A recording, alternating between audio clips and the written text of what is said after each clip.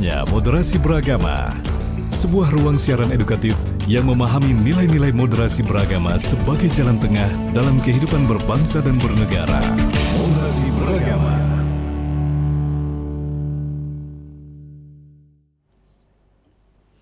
(92,4 FM) Pro 1 RRI Palembang, kanal informasi dan inspirasi. Pendengar, kami hadirkan dialog moderasi beragama di pukul 10 hingga menjelang pukul 11 waktu Indonesia Barat nanti.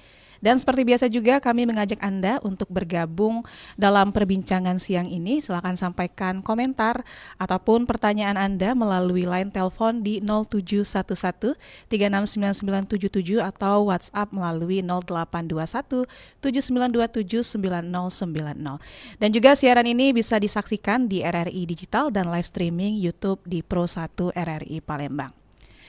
Pendengar, Indonesia adalah bangsa yang majemuk. Terdapat beragam suku, budaya, dan juga agama. Namun di tengah keberagaman itu, kita juga dihadapkan pada tantangan serius, yakni muncul dan menyebarnya paham-paham intoleransi, radikalisme, ekstremisme, dan terorisme atau yang dikenal dengan IRED. Dan siang ini kita akan membahas peran moderasi beragama sebagai benteng sosial untuk mencegah penyebaran paham IRED tersebut. Telah hadir di studio Putra Yesa SHMH dari Tim Pencegahan Satgaswil Sumatera Selatan Densus 88 AT Polri. Selamat siang Mas Putra, apa kabar? Selamat siang Mbak, para pendengar Pro 1. Ya, alhamdulillah sehat. Alhamdulillah. Ya. Oke, terima kasih Mas Putra ya. Siap. Sudah hadir di Pro 1 RRI Palembang. Oke, Mas Putra, sebelum kita masuk ke pembahasan kita, boleh diceritakan sedikit nggak sih Mas, apa sih peran dan keseharian Mas Putra di Tim Pencegahan Satgaswil Sumatera Selatan Densus 88 AT Polri? Baik, terima kasih. Jadi tak kenal maka tak sayang Mbak ya. Para pendengar Pro 1, kita dari Tim Pencegahan Densus 88 AT Polri ini memang terdengar baru di masyarakat ini, karena dulu Densus 88 Anti Polri itu hanya berfokus pada kegiatan represif penangkapan. Namun beriring perkembangan zaman bahwa penangkapan itu tidak efektif untuk menumpas penyebaran paham radikal. Jadi dibentuklah Dit Pencegahan Paham Radikal dari Densus 88 Anti Polri. Nah, kita sendiri ini dari Tim Pencegahan Densus 88 Anti Polri, saya selaku anggota, ada beberapa anggota lain dan dipimpin oleh Katim kita. Ini fokusnya untuk menyampaikan, menyuluhkan bahayanya paham IRED tadi di masyarakat, khususnya Sumsel. Jadi kita ini adalah tim Satgaswil Sumsel Pencegahan Densus 88 Anti Teror Polri gitu. Oke, baik Mas Putra, sesuai dengan tema kita hari ini, kita berbicara tentang moderasi beragama. Ya. Boleh kita bedah lebih dalam nih Mas, apa sih pandangan Mas Putra tentang moderasi agama dan gimana sejarah munculnya konsep moderasi beragama ini sendiri? Iya, terima kasih. Jadi moderasi ini kan sebenarnya kalau dibahas secara terminologi dari bahasa itu adalah moderatio kalau bahasa Latin, Mbak. Jadi moderasi ini adalah jalan tengah. Kalau misalkan kita diskusi itu ada moderator. Jadi moderator itu sebagai fungsi penengah antara kubu A dengan kubu B seperti itu. Tidak ada yang memihak. Jadi seperti itu. Kita analogikan seperti itu. Jadi moderasi beragama ini bukan kita agama ini kita moderasikan, kita ubah, tapi kita secara beragama ini kita moderasi. Jadi mengenyampingkan perbedaan pendapat antara kubu A, kubu B, kita mencari jalan tengahnya dan kita fokus kepada prinsip toleransi. Okay. Prinsip toleransi. Jadi di tengah-tengah kita nih Mbak gitu. Oh iya. Kalau bahasa Arabnya itu wasatiyah. Ya, begitu Mbak. Oke, jadi moderasi ya sebagai moderator seperti itu ya. Seperti itu. Jadi ya. Oke, tapi kalau kita masuk ke pembahasan IRED ini sendiri kan salah satunya ini adalah ekstremisme. Betul. Nah, apakah saat ini perkembangan ekstremisme ini sudah mulai meningkat ya, Mas? Iya. Jadi kita infokan dulu bahwa pergerakan terorisme saat ini, Mbak. Jadi ada terbagi dua saat ini. Kalau dulu kan terorisme itu hanya berfokus kepada ideologi agama. Munculnya Jemaah Islamiyah, munculnya Al-Qaeda, bom Bali 1 dan 2. Itu kan murni terorisme yang bermotif agama. Namun seiring perkembangan zaman sekarang, jadi terorisme itu bermotif ideologi ekstrim, bukan ke agama.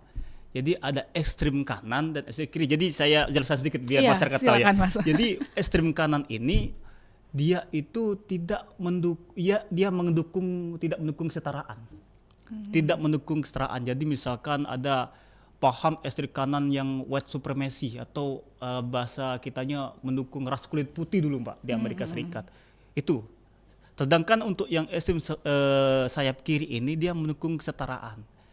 Dia tidak setuju dengan murni ras yang pribumi seperti itu kan. Tidak setuju dengan kaum moderat pemerintahan seperti itu. Lebih dikenal dengan oposisi sebenarnya sayap kiri itu. Jadi seperti itu. Jadi saat ini tren modus terorisme saat ini itu berasal dari ekstremisme. Contohnya di kasus terbaru ini di SMA 27 Jakarta itu Mbak, yang pelakunya anak SMA itu, dia berlandaskan ideologi ekstremisme yang sayap kanan. Artinya dia tidak mendukung dengan kesetaraan. Kesetaraan tadi gitu. ya. Oke. Seperti itu Mbak. Jadi sangat kompleks sebenarnya kalau kita bahas masalah perkembangan ekstremisme saat ini Mbak gitu. Baik, tapi soal ekstremisme ini masih juga ada kaitannya dengan agama atau bagaimana? Betul. Jadi ekstremisme ini ada kaitannya dengan agama. Jadi agama yang radikal tadi, radikal tuh menginginkan perubahan secara yang luas atau yang mendesak tadi, itu dengan cara ekstrim, dengan cara ekstrim, ialah dengan misalkan dengan cara meneror, atau misalkan dengan cara melakukan kekerasan, seperti itu. Jadi sangat berhubungan erat, itu merupakan cikal bakal dari radikal tadi Mbak. Radikal, iya betul. Baik, Mas Putra, seringkali muncul anggapan ya bahwa seseorang menjadi ekstrim karena terlalu religius. Iya. Padahal tidak semua sikap keagamaan yang kuat mengarah ke ekstremisme ini sendiri ya Mas. Apa sih Mas sebenarnya yang membedakan antara sikap religius yang kuat dengan sikap ekstrim dalam beragama? Iya. Jadi pandangan masyarakat sekarang bahwa kalau kita nih terlalu fanatik dengan agama itu takutnya jadi ekstrim. Takutnya jadi gila agama gitu kan. Jadi fanatik. Akhirnya kita jadi radikal. Sebenarnya itu berbeda Mbak. Jadi kalau kita fanatik agama itu, kita melakukan ibadahnya itu sesuai dengan tuntunan. Tidak terlalu berlebihan. Intinya seperti ini saya analogikan. Perbuatan dermawan itu berada di tengah-tengah antara perbuatan yang boros sama perbuatan yang kikir. Seperti itu kan, dermawan itu tidak boros dan juga tidak kikir. Disitulah letaknya moderasi beragama tadi Mbak. Jadi kalau misalkan kita ini terlalu fanatik agama itu lebih mengarah ke ekstrim, itu tidak. Tergantung pada pola pikirnya seperti apa. Apakah kita fanatik ini digolkan atau ditujukan untuk membid'ah suatu kelompok, misalkan seperti itu baru bisa dikatakan radikal atau ekstrim itu. Kalau misalkan dia fanatik agama dalam hal tidak mengganggu unsur kemanusiaan, ketertiban umum, tindak pidana, itu tidak disebut dengan fanatik yang berlebihan seperti itu, Mbak.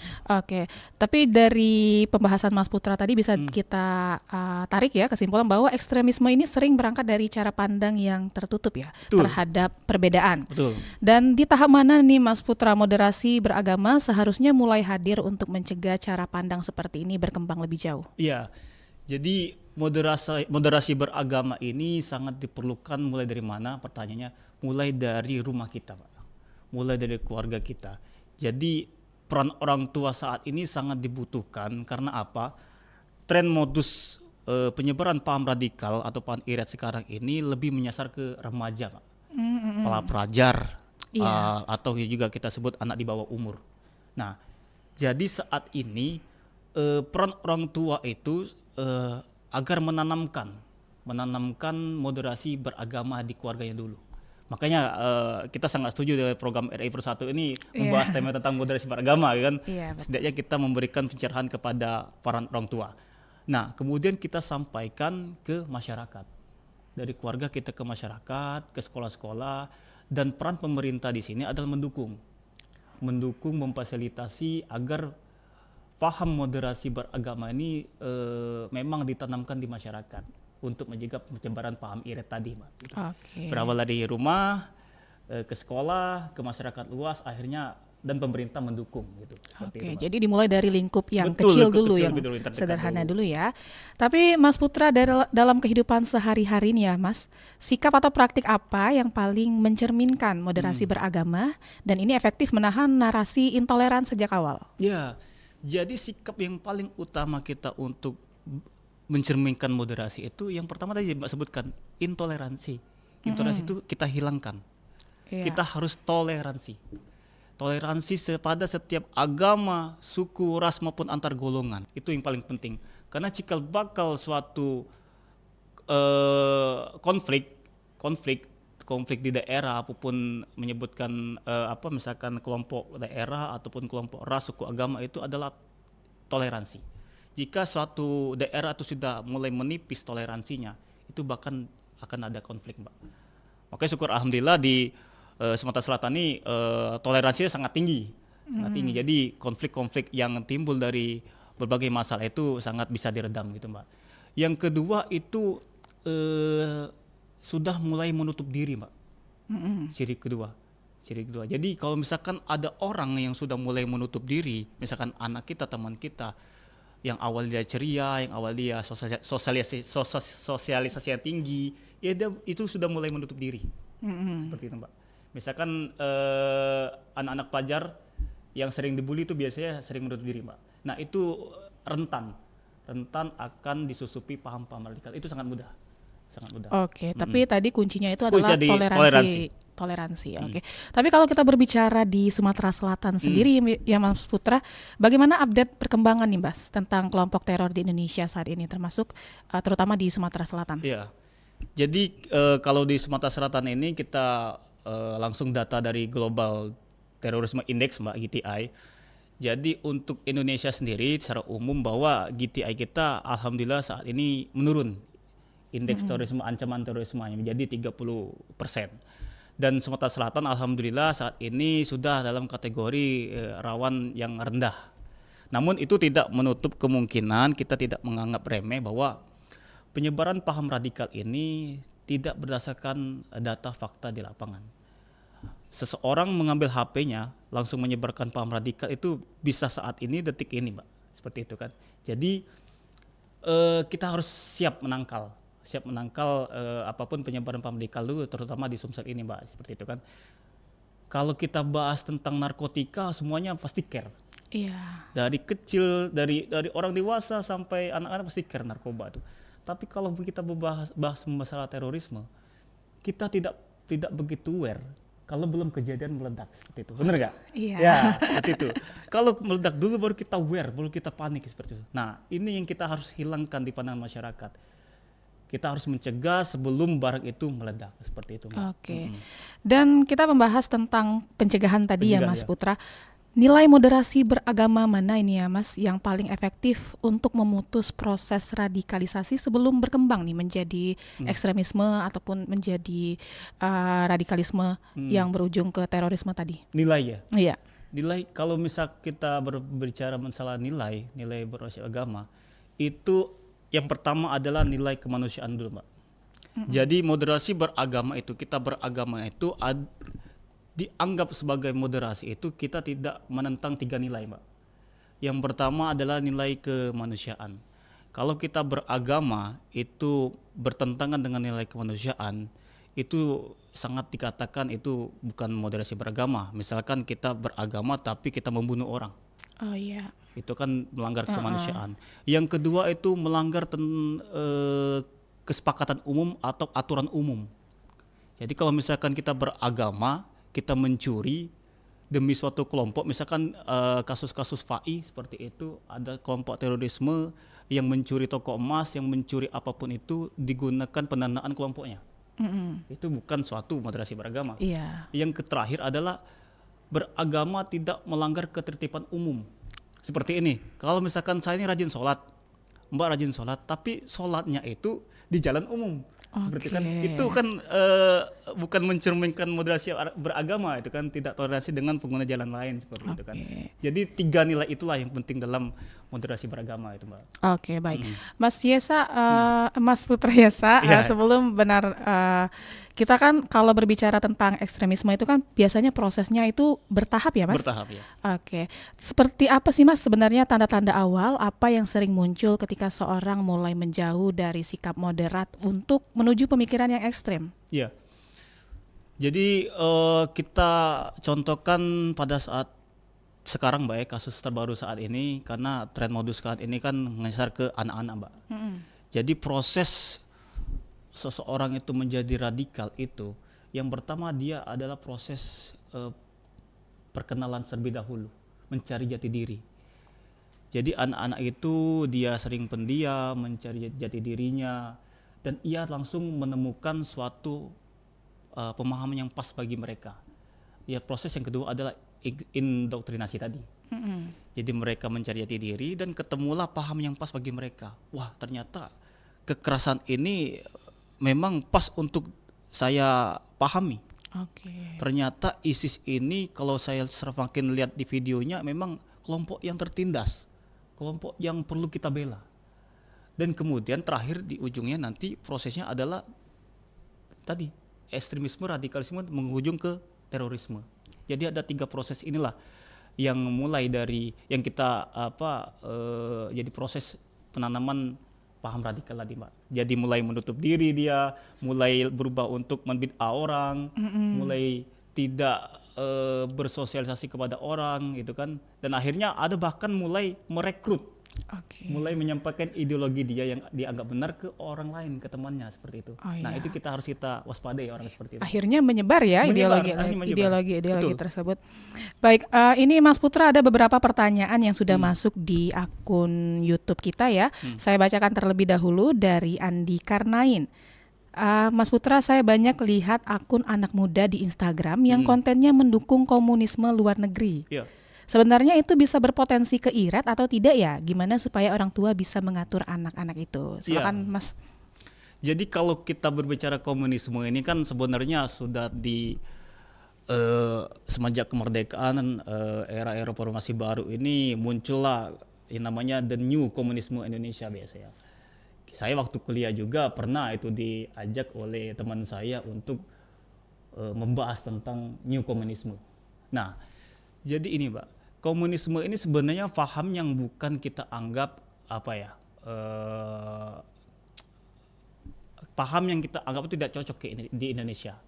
Karena kalau kita berkaca di luar negeri kan, kalau Cina dengan Rusia kan menggunakan komunisme juga seperti itu kan. Nah, untuk mengantisipasinya, untuk cikal bakal nih Mbak ya. Komunisme itu bisa menjadi ekstrim, bisa menjadi radikal, karena itu termasuk ke ideologi ekstremisme yang sayap kiri tadi Mbak. Dia menentang tentang ketidaksetaraan. Dia menentang tentang kelompok yang liberal, yang mempunyai modal yang semakin kaya, semakin kaya dia semakin berkuasa, seperti itu. Jadi pengen merubah perubahan tadi itu, dia menggunakan cara yang ekstrim. Pengen merubah yang radikal tadi, dia menggunakan cara yang ekstrim. Akhirnya berujung kekerasan. Kekerasan apapun itu, tidak hanya mengebom, misalkan melakukan penembakan, penusukan, membuat chaos rusuh, itu termasuk dalam ekstremisme. Jadi jawabannya adalah komunisme bisa menjadi ekstremisme, bisa. Bagaimana kita mengantisipasinya tadi itu? Kita harus lihat dulu anak kita ini. Kita tidak bisa membendung bahwa anak sekarang yang butuh gadget Mbak, butuh gawai untuk melakukan proses belajar mengajar. Tetapi peran orang tua ini lebih sangat kedepankan, terutama untuk melakukan pengawasan. Diawasi, setiap hari diawasi, misalkan setengah jam, boleh gak dicek, diajak cerita. Yang paling penting adalah komunikasi Mbak, seperti itu. Jadi perlunya pengawasan dari orang tua ya, juga betul, ya Mas. Ya. Mas Yesa, ini ada penelpon, kita coba angkat dulu. Selamat siang Pro 1. Siang. Iya, selamat siang. Dengan siapa, di mana Ibu? Om Ana di Prabu Muli. Iya, Om Ana, silakan pertanyaannya. Terima kasih Mbak Ega. Assalamualaikum warahmatullahi wabarakatuh. Pak Putra ya? Waalaikumsalam Bu. Ya Bu, betul. Salam sehat ya. Sehat, alhamdulillah Bu. Nah, dari tadi penjelasannya kan sudah kita dengar gitu begitu begitu asik, terus begitu bermakna gitu Iya ya. Bu, iya Bu. Jadi pertanyaan Oma sekarang ini, menurut penganalisan Pak Putra, moderasi beragama di zaman sekarang ini sudah bagaimana? Apakah memang sudah akur-akur? Apakah memang masih ada? Tapi sepertinya kayaknya masih ada yang berpihak-pihak gitu ya.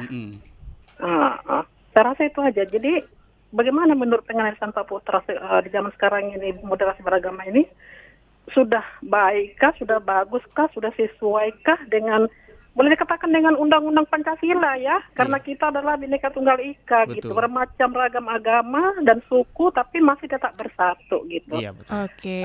Terima kasih Pak Putra. Ya, terima Oke, kasih, Bu. Oma. Terima kasih Mbak Ega. Assalamualaikum warahmatullahi wabarakatuh. Waalaikumsalam warahmatullahi wabarakatuh. Silakan Mas Yesa.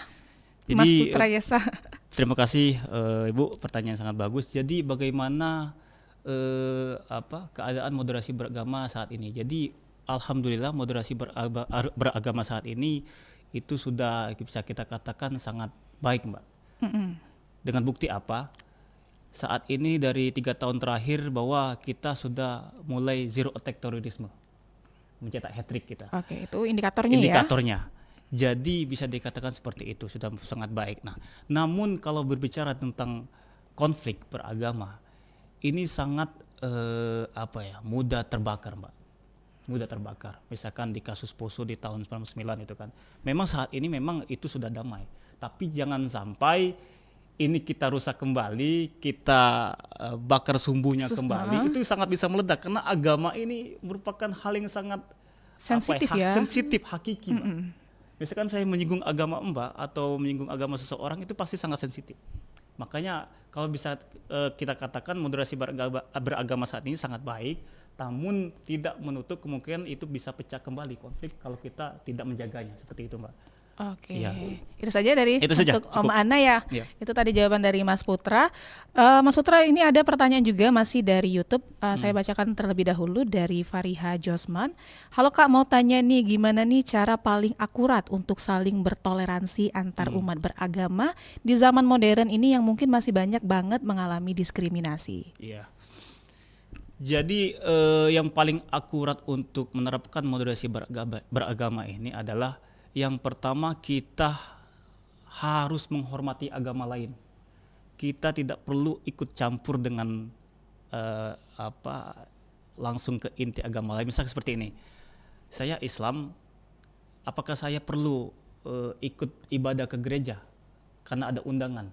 Tidak perlu kan? Tidak perlu. Kita hanya perlu untuk menghormati, seperti itu. Jadi intinya kita harus menghormati agama lain, namun tidak perlu ikut campur pada urusan yang ibadahnya, seperti itu, Mbak. Seperti itu. Oke, ini selanjutnya dari Isma Kim. Izin bertanya, menurut Bapak apakah moderasi beragama yang dicanangkan sekarang sudah menyentuh akar masalah pencegahan IRED? Mengingat untuk poin radikalisme saya lihat maknanya masih bias. Jadi kalau moderasi beragama ini merupakan salah satu, Mbak. Salah satu upaya kita untuk mencegah paham IRED ini. Banyak sekali program-program pemerintahan yang yang sudah bisa kita jalankan untuk mencegah paham IRED. Karena radikalisme ini, Mbak, tidak bisa dimusuhi dengan satu cara. Radikalisme ini kan perubahan yang secara meluas, perubahan yang sangat radik yang ingin cepat, itu seperti itu kan. Jadi kalau menggunakan satu cara ini tidak cukup, moderasi beragama tidak cukup. Namun moderasi beragama ini merupakan salah satu cara yang efektif untuk menghilangkan radikalisme tadi. Kalau berbicara memang radikalisme memang bias, tidak hanya menyusur ke agama saja radikalisme. Kelompok-kelompok tertentu seperti paham-paham tentang ideologi kenegaraan, fasisme, nazisme, dan yang lainnya itu bisa menjadi radikal, Mbak.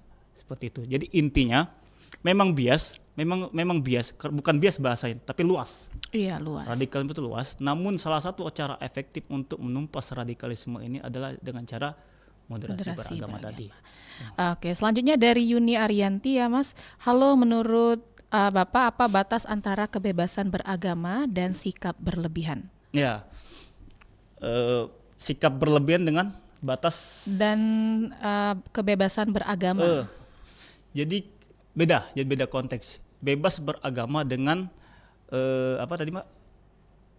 Bebas beragama dan juga tadi dengan sikap berlebihan. Sikap berlebihan.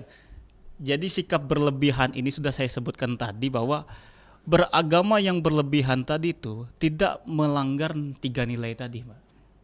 Nilai kemanusiaan, nilai ketertiban umum, dan nilai kesepakatan bersama tadi atau aturan yang telah ditetapkan oleh pemerintah.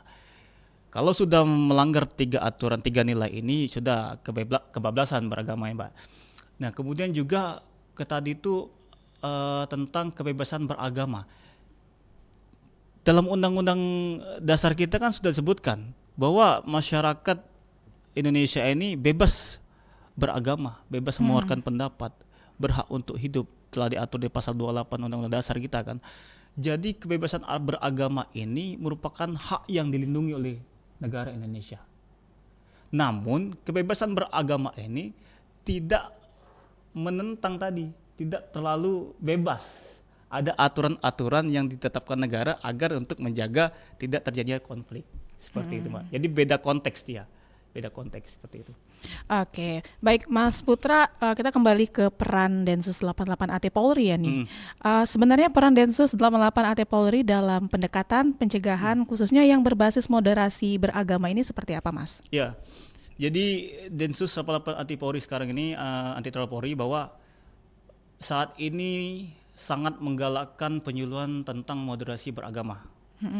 Kita tidak bisa bekerja sendirian, kita telah melakukan kolaborasi dan kerjasama dengan pemerintahan, dengan media, dengan lembaga pendidikan, karena kan untuk menerapkan suatu kebijakan itu kita menggunakan pendekatan pentahelix tadi Mbak, ada 5. Yang pertama ada pemerintah, ada media, ada lembaga pendidikan, ada masyarakat, dan ada di sana tuh ada kita.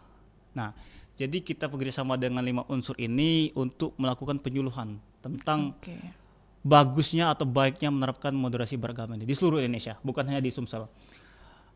Kenapa? Karena dengan cara moderasi beragama inilah kita bisa menangkal, Mbak. Bisa menangkal paham-paham radikal, paham-paham iret yang ingin masuk ke masyarakat kita. Paham iret itu bukan hanya dari skala nasional, Mbak. Internasional. Dari Afghanistan, ISIS, dari Al-Qaeda yang terus berkembang. Al-Qaeda bubar, muncul ISIS, nanti terus berkembang Mbak internasionalnya. Nanti baru nanti masuk ke Indonesia. Makanya kita perlu tadi tuh memegang nilai Pancasila. Pancasila ini sebagai ideologi terbuka, namun dia mensaring ideologi yang bertentangan dengan kultur, sosiokultur bangsa Indonesia, seperti itu Mbak. Oke, tapi Mas Putra, untuk upaya penanggulangan ancaman iret ini ya kerap diasosiasikan dengan penegakan hukum. Namun pencegahan tentu membutuhkan pendekatan lain ya Mas.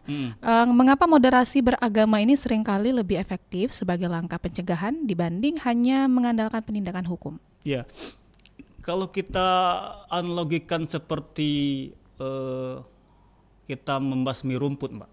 Iya. Kalau kita mencabut daun di atasnya, rumput liar itu bahkan tumbuh lagi. Iya. Ibaratkan kita daun di atas itu tuh hanya dianggap sebagai terorisme. Kita bisa melakukan penangkapan terorisme sampai 2 jam kita melakukan penangkapan. Sangat mudah bagi kita.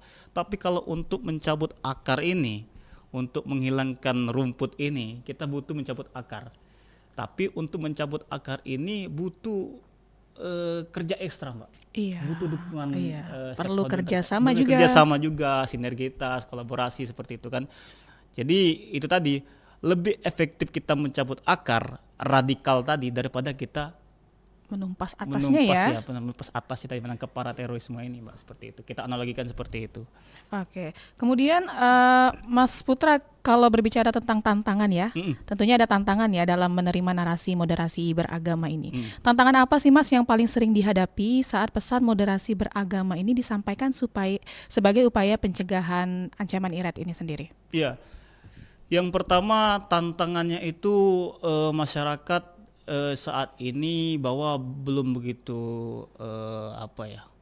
serius mendengar kalau misalkan kalau kita berbicara dengan moderasi beragama, karena kan kalau kita berbicara tentang kasus-kasus yang viral, kasus-kasus yang kejahatan luar biasa seperti itu, baikkan tentang dari segi hal positif tentang kebangsaan, tentang Bhinneka Tunggal Ika, bukan menarik, tapi mereka sudah mulai sudah biasa mendengar itu dan tidak begitu menarik untuk dibahas. Nah, itu tantangan kita. Bagaimana kita membuka pandang masyarakat ini bahwa penyampaian positif tentang kenegaraan ini, tentang moderasi ini, beragama ini itu menarik untuk masyarakat, sangat serius dan juga disampaikan. Misalkan ke sesama tetangga, ke sesama lingkungan warga, atau ke sekolah-sekolah atau di lingkungan kerja itu, Mbak. Jadi pola pikir masyarakat ini kita harus ubah seperti itu. Oke, tapi sosialisasi atau edukasi seperti apa sih Mas yang sudah dilakukan oleh AT Polri ini sendiri untuk mengubah pola pikir itu? Iya, jadi saat ini kita sangat serius melakukan sosialisasi, terutama tren modus saat ini, Mbak, menyasar ke para pelajar. Jadi tim pencegahan Satgas Wil Sumatera Selatan Densus 88 Anti Teror Polri telah banyak melakukan sosialisasi langsung, penyuluhan langsung ke sekolah-sekolah, baik itu dalam kota Palembang maupun di luar kota Palembang. Jadi di sini kita mengantisipasi ataupun melakukan penyuluhan ke pelajar agar tidak tergabung dari paham-paham radikal tersebut. Karena saat ini, Mbak, para pendengar sekalian, anak-anak ini terpapar radikal ini kebanyakan melalui game online, Mbak. Oh, seperti saat itu ya. Ini. Dari 110 anak di Indonesia ini sudah kita bina, sudah kita intervensi, kebanyakan mereka itu terpapar dari game online. Itu mekanismenya gimana, Mas? Jadi misalkan saya sebut game nggak apa-apa, nggak boleh ya? Nggak apa-apa. Misalkan saat ini lagi viral game Roblox seperti itu, game Roblox ataupun game yang bermotif perang-perangan seperti itu sangat menarik bagi mereka. Dan di situ kan ada interaksi, bisa melalui voice note ataupun chat. Jadi mereka itu dirayu, wah ternyata main game ini keserukan, kalian serukan bisa membunuh orang, kalian serukan bisa menembak orang, itu seru. Akhirnya apa? Akhirnya mereka memberikan kontak person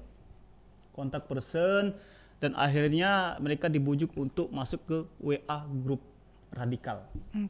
Disitulah nanti disisipin video-video tentang pembuatan bom, video-video gore kalau kita video kekerasan, video pembunuhan seperti itu, Mbak. Jadi anak-anak itu kan jadi awalnya mereka tuh jadi enggan, kalau ditonton terus kan akhirnya mereka jadi penasaran. Iya, jadi tertarik ya. Iya. Kalau kita berbicara dengan teori propaganda itu kan semakin awalnya kita nggak setuju, kalau dikasih terus dicek-cekin terus ya. Terus kan akhirnya kita mendukung seperti itu kan, teorinya seperti itu. Dan hampir kebanyakan seperti itu, termasuk di Sumsel juga kebanyakan dari game online. Oke, ini Mas Putra ada pertanyaan lagi dari YouTube kita ya.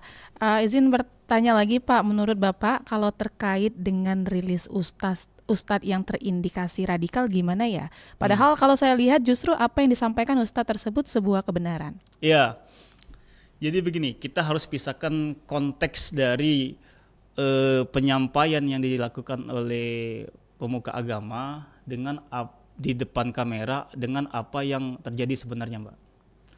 Kalau kita melihat di depan media, memang yang disampaikan oleh pemuka agama tersebut yang disampaikan tadi itu, ia lebih mengarah ke tentang ajaran beribadah, tentang untuk melarang perbuatan maksiat, perbuatan dosa. Namun di sisi lain kita kan tetap melakukan pendalaman.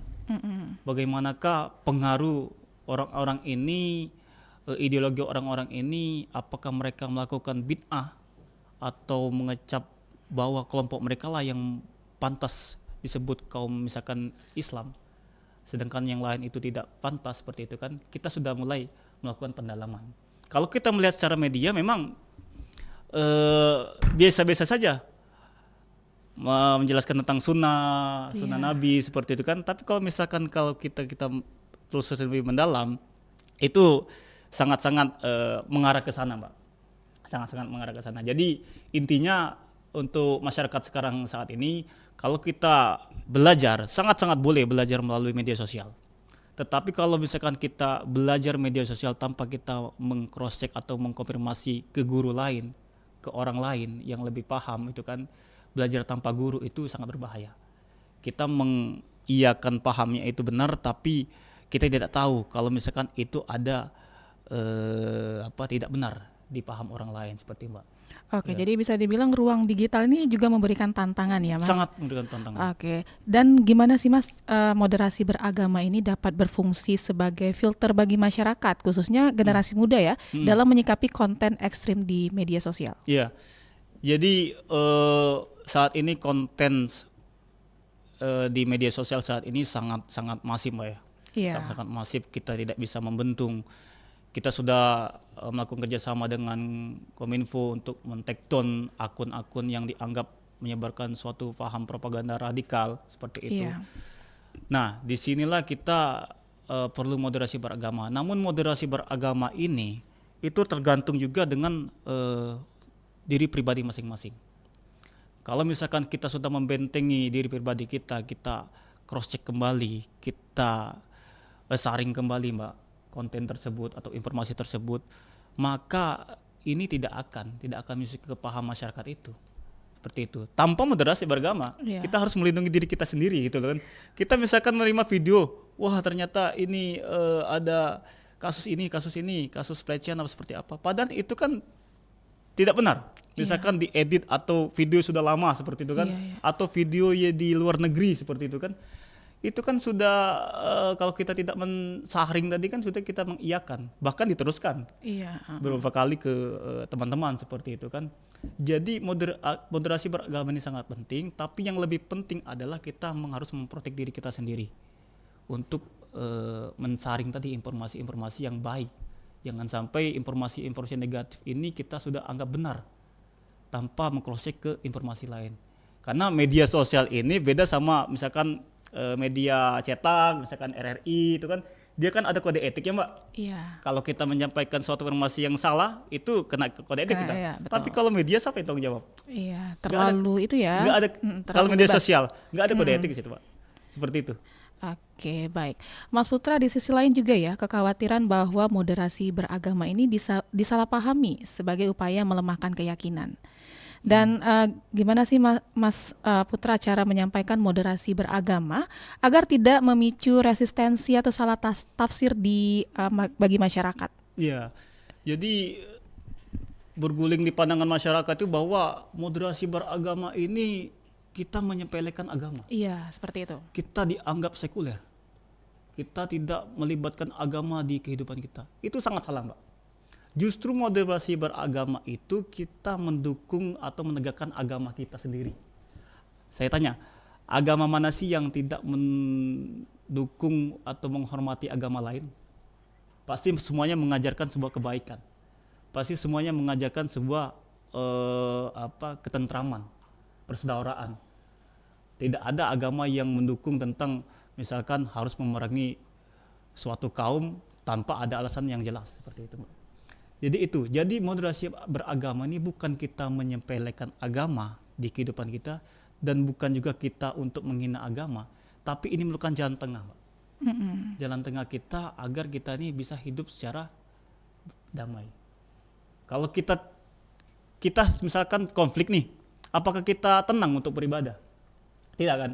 Tidak. Jadi kalau misalkan itu tadi kita moderasi beragama tadi kita mendukung menegakkan agama kita agar kita tenang beribadah seperti itu kan. Misalkan kita beribadah di zona konflik misalkan di Timur Tengah kan kita nggak khusyuk kan gitu ibadah Mbak gitu. Seperti itu Mbak.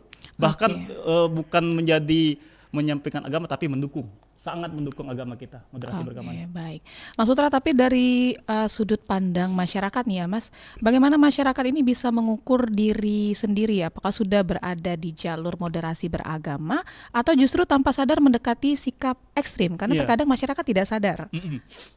Jadi seperti ini, sudah dibahas tadi sebelumnya bahwa untuk mengukur diri kita sendiri apakah kita sudah moderat dalam beragama, itu kita bisa nilai sendiri. Pertanyaannya adalah apakah kita sudah menghormati agama lain? Seperti itu. Kalau kita sudah menghormati agama lain, itu merupakan ciri-ciri tanda yang besar kalau kita sudah moderasi. Yang kedua, apakah kita sudah toleran dengan agama lain, dengan tidak hanya agama, suku, ras, antar golongan, seperti itu. Yang ketiga, apakah kita beragama ini tidak bertentangan dengan nilai kemanusiaan dan nilai ketertiban umum tadi. Kalau kita beragama sudah mulai mengganggu masyarakat atau mengganggu keluarga kita atau mengganggu tetangga kita, itu sudah mulai tidak moderasi, Mbak. Misalkan kita seperti ini, misalkan kita menghidupkan speaker di rumah kita yang luar biasa besar, di jam 12 malam itu menghidupkan speaker sholawat misalkan, sedangkan tetangga-tetangga kita sedang tidur. Itu kan mengganggu, sangat mengganggu kan, seperti itu. Berarti sudah mulai tidak moderasi kan, seperti itu, Pak. Kalau kita sudah mulai moderasi kan tiga nilai tadi, kita menghormati, kita toleran, dan kita tidak melanggar nilai-nilai itu tadi, Mbak. Kita bisa cross-check diri kita sendiri. Oke, jadi kuncinya balik lagi ke toleransi ya, Mas. Toleransi. Oke, tapi gimana sih, Mas, cara anak muda ini tetap bisa bersikap kritis tanpa harus kehilangan semangat keberagaman mereka? Jadi yang kita harapkan kan di anak muda zaman sekarang dengan perkembangan internet yang luar biasa masif, perkembangan teknologi yang luar biasa berkembang, kita harapkan kan semakin kritis, Mbak. Iya. Semakin kritis demi kebangkitan bangsa kita, demi perkembangan bangsa kita ini jadi Indonesia negara maju. Namun di lain sisi anak muda kita, generasi kita harus bisa memfilter tadi, Mbak. Menanamkan nilai-nilai 4 konsensus dasar tadi. Itu merupakan benteng kita. Anak-anak muda saat ini harus memegang teguh Pancasila. Harus memegang teguh Bhinneka Tunggal Ika. Harus memegang teguh Undang-Undang Dasar 1945. Itu. Jadi dengan kita memegang teguh tadi itu, maka ideologi-ideologi yang mengarah ke ekstremisme disampaikan melalui media sosial atau penyebaran melalui internet ini, itu jangankan untuk masuk, mendekat aja udah mental gitu, Mbak. Seperti itu. Jadi yang kita harapkan anak-anak bangsa negara Indonesia saat ini, cikal bakal penerus bangsa ini harus tetap memegang teguh 4 konsensus dasar tadi. Yang kedua harus bisa menfilter, cerdas dalam atau bijak dalam bermedia sosial, seperti itu, Mbak. Oke, Mas Putra, ini lintas waktu mendekati pukul 11 waktu Indonesia Barat ya. Sebagai penutup, Mas Putra, sekaligus sebagai closing statement pada siang hari ini ya, jika masyarakat ingin berkontribusi nyata mencegah paham IRET di lingkungan masing-masing, langkah paling sederhana namun berdampak besar apa yang seharusnya mulai dilakukan hari ini? Yang paling pertama adalah komunikasi. Masyarakat harus menggalakkan komunikasi di antara tetangga masyarakat lainnya. Dengan cara komunikasi itu kita mendapatkan informasi bagaimana tetangga kita, bagaimana lingkungan kita, apakah ada orang baru yang masuk ke lingkungan kita, seperti itu, Mbak. Kemudian kalau kita sudah komunikasi, kita koordinasikan. Ada dapat informasi, kita laporkan ke pihak yang berwenang setempat, misalkan Babin Kamtibnas ataupun ketua RT atau ketua lingkungan, seperti itu. Dengan cara itulah fondasi utama kita untuk mencegah paham radikal ini terus berkembang, seperti itu, Pak. Jadi ada kata-kata untuk penyemangat kita di moderasi ini bahwa terapkanlah moderasi demi sumbangsi hakiki untuk Indonesia yang kita cintai, seperti itu. Oke. Ya. Oke, cukup Mas Yesa, Mas Putra ada lagi nih tambahkan? Mungkin pantun Palembang dikit ya. Ya boleh. Biar agak berasa dikit lah ya. Cukup becuko tengah duo. Oke, cakep. Iret ilang, Sumsel pasti berjayo. Mantap. Makan nasi pakai lauk garam. Cakep. Terapkan moderasi agar tetap biar tentram. Ya. Oke, keren. Terima kasih ya Mas Putra. Iya. Oke, pendengar, itu dia tadi dialog moderasi beragama kita ya, membahas tentang peran moderasi beragama dalam mencegah penyebaran paham IRET bersama narasumber kita Putra Yesa SHMH dari Tim Pencegahan Satgaswil Sumatera Selatan Densus 88 AT Polri. Terima kasih banyak ya Mas Putra. Terima kasih. Oke, dan terima kasih juga untuk pendengar yang sudah bergabung bersama kita di line telepon maupun melalui live YouTube ya di Pro 1 Palembang. Dan jangan kemana-mana pendengar, setelah ini kita akan melanjutkan kebersamaan kita dalam Palembang siang ini. Akan kami hadirkan dinamika olahraga Programa 3 RRI. Tetap bersama kami di Pro 1 RRI Palembang, kanal informasi dan inspirasi. Moderasi beragama bukan untuk menyeragamkan, melainkan untuk merangkul perbedaan dalam semangat persatuan. Terima kasih telah menyimak program Moderasi Beragama. Mari terus menjaga harmoni demi Indonesia yang inklusif dan damai. Sampai jumpa.